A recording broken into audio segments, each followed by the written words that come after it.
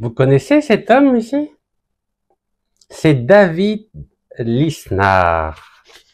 C'est un homme politique de droite, président des maires de France. Vous savez qu'il y a 36 000 maires en France contre 1541 mairies en Algérie. Et David Lisnard, c'est l'ami de cet homme que tous les Algériens connaissent maintenant, c'est-à-dire le ministre de l'Intérieur français, monsieur Bruno Retailleau.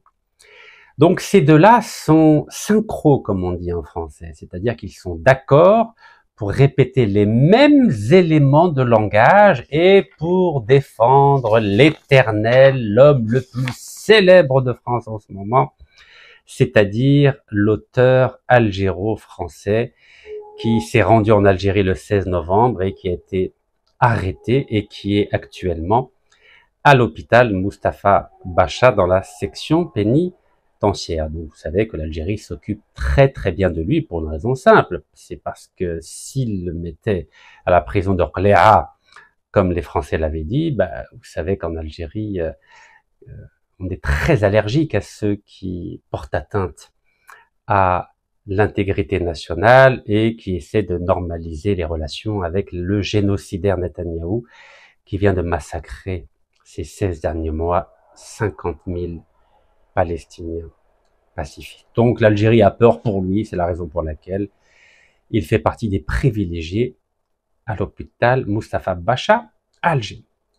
Alors, M. Lisnard, évidemment, réclame sa libération, exige même sa libération, se plaint que son avocat n'a pas obtenu de visa, et bien sûr, il oublie que la France avait refusé à mon avocat algérien, maître Chouar Abdelkader, un visa pour me défendre lorsque je me suis rendu volontairement à la justice française le 5 octobre 2023, car il oublie de dire que la justice française a fait condamner un écrivain et l'a fait emprisonner. Mais bien sûr, quand on est écrivain algérien, ça ne compte pas.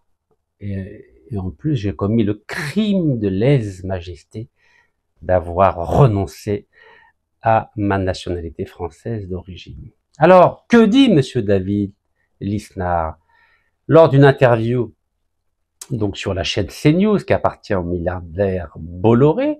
Il a demandé purement et simplement de fermer les consulats algériens. Il a dit 1/3, 2/3 des consulats algériens doivent être fermés pour créer un rapport de force. Et oui, un rapport de force avec notre pays, avec notre peuple, tout simplement parce que un auteur algéro-français est dans un hôpital à Alger, extraordinaire quand même, mais extraordinaire. Vous savez, cette affaire de l'auteur algéro-français est devenue le prétexte que les Français, que ce soit gouvernement, intellectuels, journalistes, diplomates, juges, pour que les Français ne pensent plus à leurs problèmes quotidiens, c'est-à-dire problèmes sociaux, problèmes économiques, problèmes de délinquance, problèmes de perspectives d'avenir, problèmes de logement. L'Algérie aujourd'hui est là comme un pansement pour que les 67 millions de Français soient détournés des véritables problèmes de leur pays. Et ça marche très bien. Tous ceux qui attaquent l'Algérie sont devenus des vedettes, des stars et même des présidentiables. Donc, David Lisnard, que je connais très bien, je vais vous dire pourquoi dans quelques instants, aspire lui aussi à devenir président de la République. Donc vous avez Gérald Darmanin, ministre de la Justice, Bruno Retailleau, ministre de l'Intérieur, et monsieur David Lisnard, qui est à la fois maire donc de Cannes, c'est là où il y a le festival de Cannes, et président de l'association des maires de France. Donc il est en pole position pour devenir, pourquoi pas, président de la République en 2027.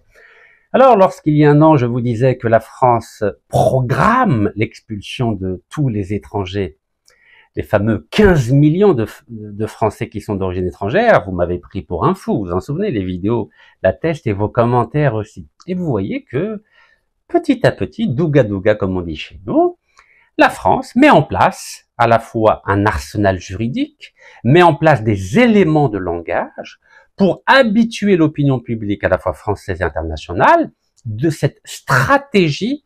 D'abord, on supprime les droits de ces Français d'origine étrangère ou des étrangers qui vivent légalement en France. Donc, on leur supprime leurs droits. On les prive de la possibilité d'être défendus par leur consulat. Quand je vous ai dit que c'est une erreur de retirer l'ambassadeur d'Algérie à Paris, vous envoyez le résultat. Maintenant que les Français ont vu que l'Algérie ne réagissait pas, ils se sont dit, puisque l'Algérie a retiré volontairement son ambassadeur, et ben maintenant, nous, on va continuer et on va supprimer les 20 consulats.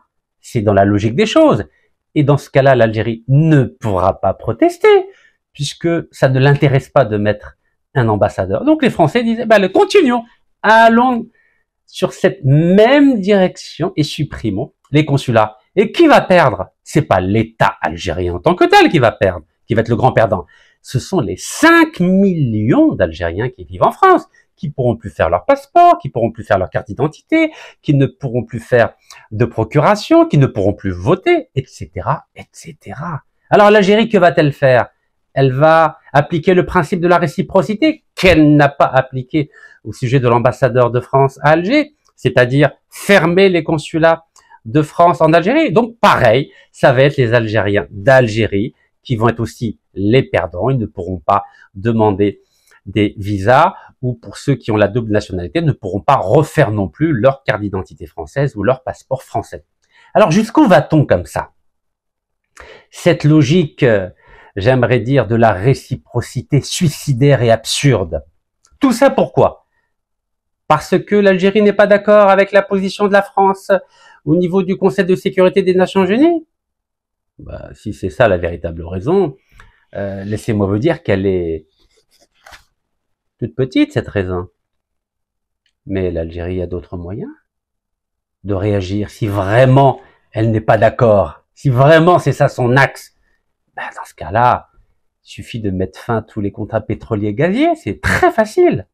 Et là, vous verrez, si monsieur David Lisnard ou monsieur Retailleau vont se permettre ce crime de lèse-souveraineté algérienne. En tout cas, en tout état de cause, des jours noirs s'annoncent pour la communauté algérienne en France, qui est devenue orpheline. Plus personne ne la défend. Pas d'ambassadeur, pas de consul qui la défende.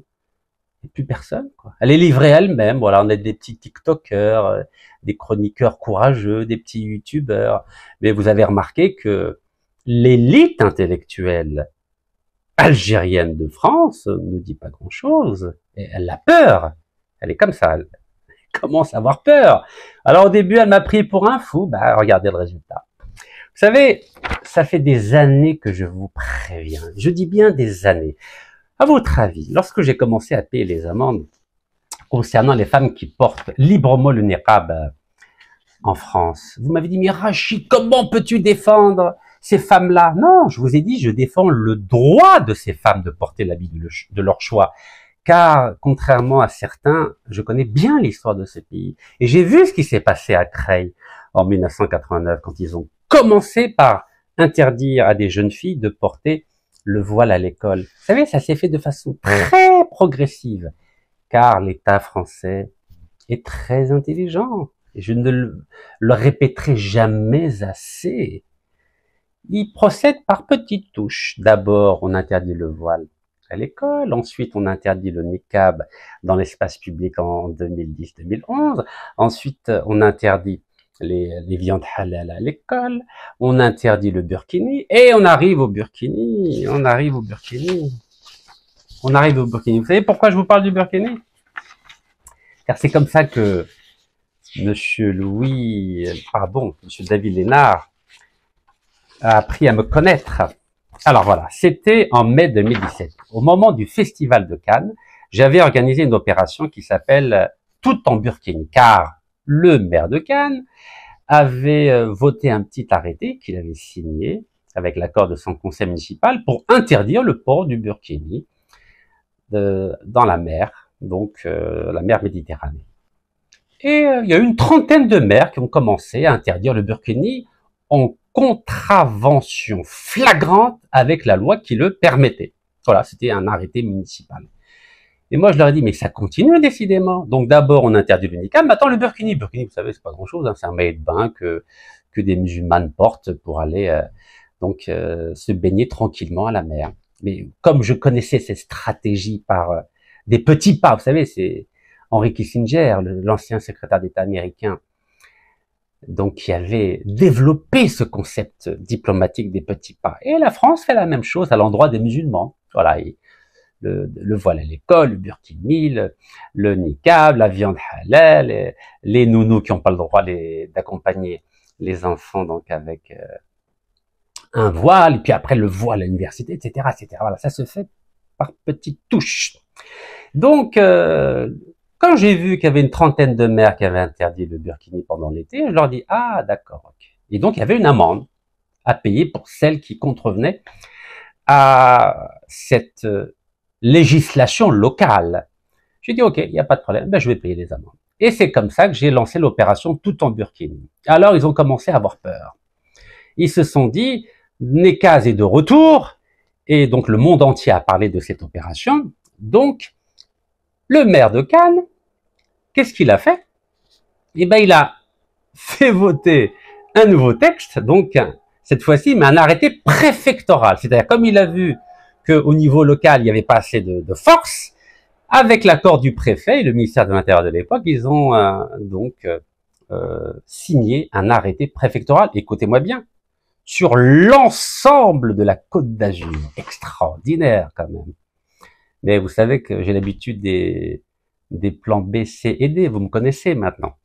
Donc voilà, là c'était Le Monde, là c'était Le Parisien, vous voyez, donc la baignade, la police empêche une baignade en burkini organisée par Rachid Nekaz, vous voyez.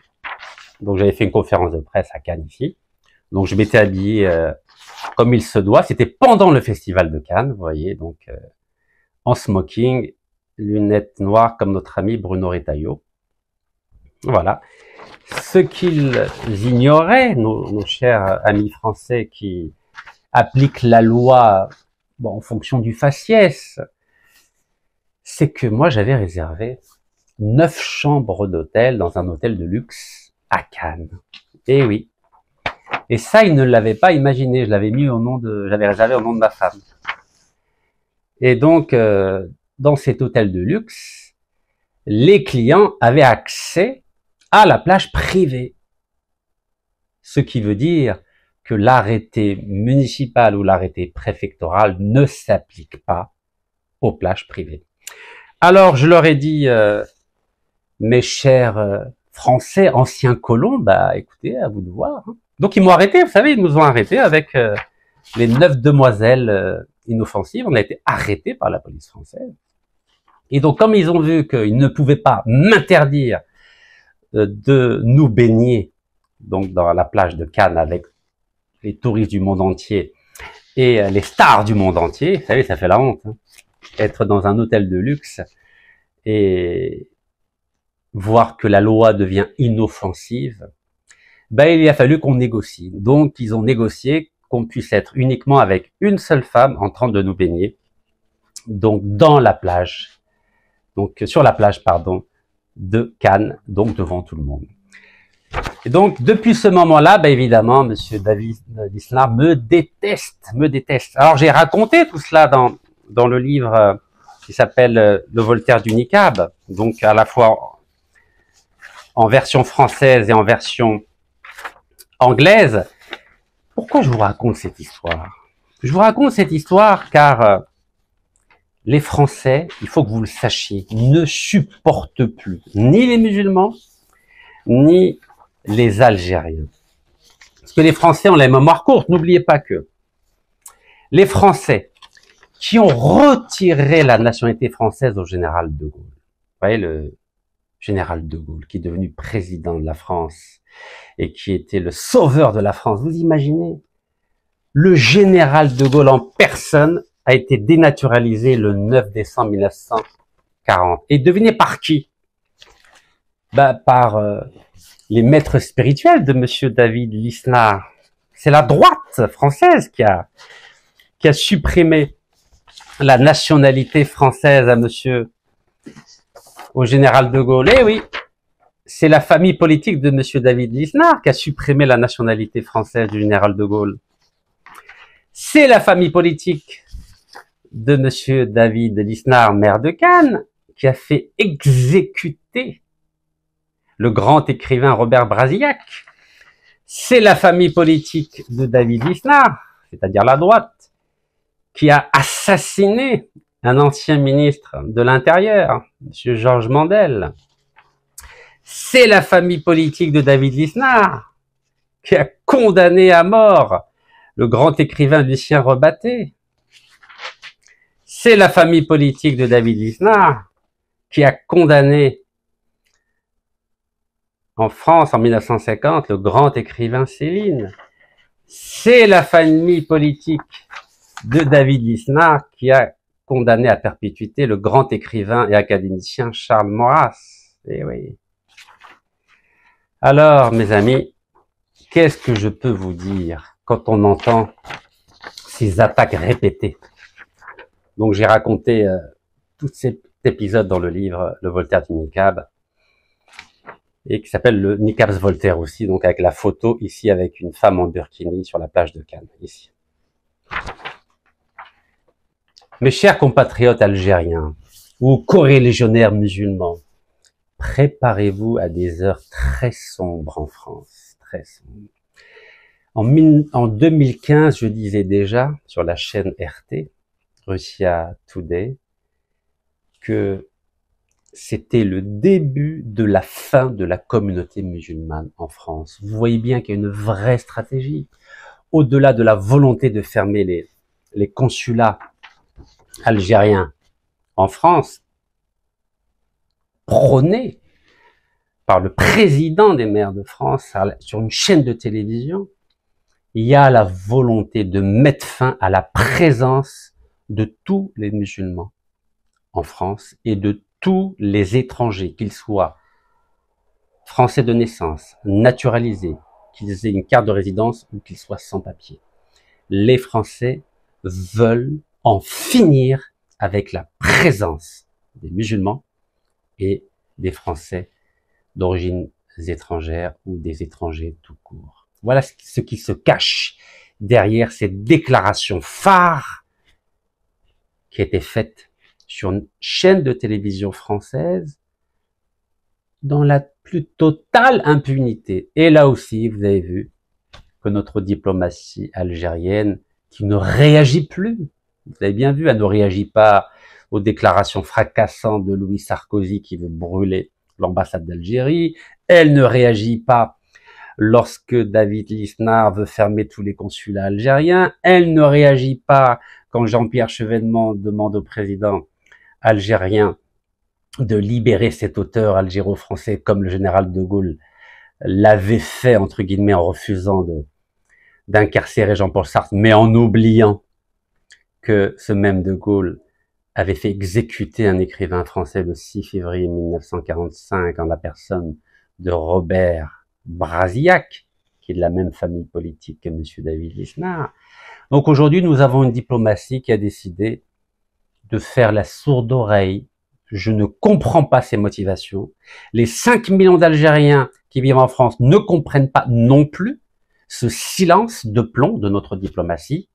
Aujourd'hui, il n'est absolument pas justifié, car il y va de la présence, de la sécurité et de l'honneur de 46 millions d'Algériens et de 5 millions d'Algériens qui vivent en France. Notre pays doit se réveiller, notre diplomatie doit retrouver ses couleurs et assumer ses responsabilités de protection de notre diaspora en France, car si nous continuons sur cette voie du silence, si nous poursuivons cette logique de la chaise vide diplomatique, il ne faudra pas s'étonner que dans quelques semaines, tous nos consulats soient fermés et que notre communauté algérienne en France soit totalement désarmée sur le plan juridique, médiatique, politique, intellectuel et diplomatique. Tout cela à cause d'un jeu où c'est notre communauté qui risque d'être la grande perdante. Donc j'invite le chef de la diplomatie algérienne à reconsidérer l'équation conflictuelle qu'il a engagée avec la France, ou bien vous rompez clairement les relations diplomatiques avec la France, donc avec la fin de la présence de l'ambassadeur français à Alger et la mise en place d'une véritable stratégie de remigration en Algérie, c'est-à-dire il faut prévoir des logements pour 5 millions d'Algériens, donc logements, hôpitaux, cliniques, écoles, sécurité, loisirs, il faut y réfléchir. Si vous avez une vraie stratégie, ok, ça marche. Fermez tous les consulats, fermez l'ambassade, rompez les relations diplomatiques. Mais si vous n'avez pas de stratégie, si vous n'avez rien prévu, il faut cesser d'être égoïste et penser à la sécurité juridique, médiatique, intellectuelle, politique et diplomatique de notre diaspora qui aujourd'hui est totalement orpheline et abandonnée. Barakallahu fikum. Tahiyya al-Jazair. Allah yarham shuhada, inshallah.